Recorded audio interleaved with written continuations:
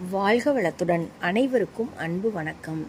எல்லாம் வல்ல இறைவனின் திருவடிகளை போற்றி பணிந்தும் யாதும் ஊரே யாவரும் கேளிர் தீதும் நன்றும் பிறர்தரவாரா என்கின்ற கணியன் பூங்குன்றனாரின் நிறைமொழியோடும் இன்றைய சிந்தனை பதிவினை வழங்குகின்றேன்.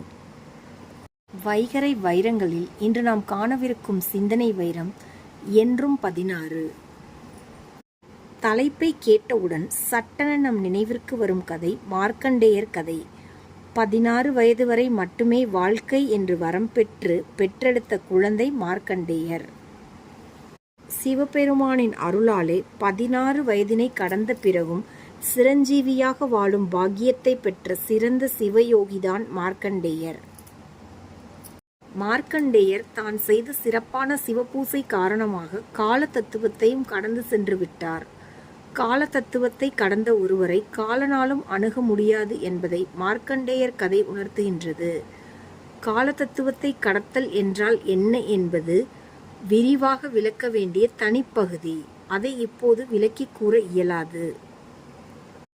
என்றும் 16 என்று இன்று நாம் வழக்கில் புழங்கும் சொல்லின் பொருள் என்றும் இளமையாய் இருத்தலை குறிப்பதாக இருக்கின்றது. என்றும் 16 என்பதற்கு பல விளக்கங்கள் உள்ளன. அவற்றுள் சிலவற்றை மட்டும் கூறுகின்றேன். 16 பெற்று பெருவாழ்வு வாழ்க என்று பெரியவர்கள் வாழ்த்துகின்றார்கள்.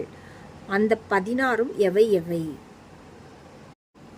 அன்பான துணை, கள்ளம் கபடமற்ற நட்பு, கலையாத கல்வி, குறையாத வயது, குன்றாத வளமை, கோணாத செயல், சலியாத மனம், பரவசமான பக்தி, பிணியற்ற உடல், போகாத இளமை, மாறாத வார்த்தை, தடையற்ற கொடை, தவறாத சந்தானம், தாழாத கீர்த்தி, துன்பமில்லா வாழ்வு, தொலையாத நிதி போன்ற 16 பேறுகளையும் பெற்று வளமாக வாழுங்கள் என்று வாழ்த்துகின்றார்கள்.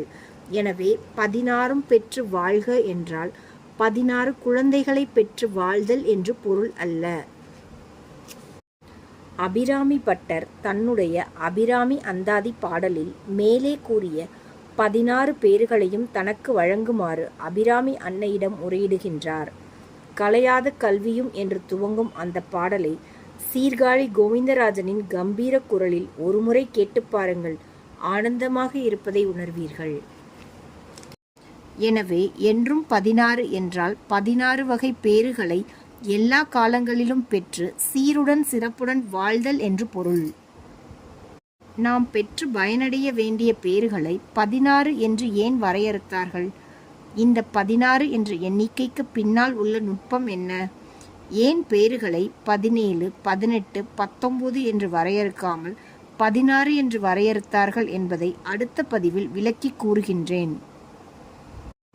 16 பேறுகளையும் பெற்று இன்பமாக வாழ விரும்புபவர்கள் அபிராமி பட்டரின் அபிராமி அந்தாதி பாடலை பொருள் உணர்ந்து தினமும் பாராயணம் செய்யுங்கள். 16 பேறுகளையும் பெற்று வளமாக வாழுங்கள் என்று கூறி இன்றைய நாள் பதிவினை நிறைவு செய்கின்றேன். எல்லா உயிர்களும் இன்புற்றிருக்க நினைப்பதுவே அல்லாமல் வேறொன்றறியேன் பராபரமே என்கின்ற தாயுமான சுவாமிகளின் நிறைமொழியோடு இன்றைய நாள் பதிவினை நிறைவு செய்கின்றேன். அனைவருக்கும் நன்றி, வணக்கம். வாழ்க வளத்துடன்.